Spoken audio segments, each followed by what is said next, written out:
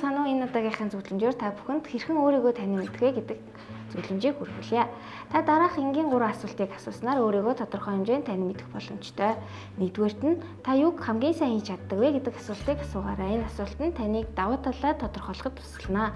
Ялангуяа та ямар нэгэн зүйлийг хийхдээ хамгийн их баяр баясгал авч байгаа тэр зүйл бол таны давуу тал авьяас чадварыг илэрхийлж байгаамаа.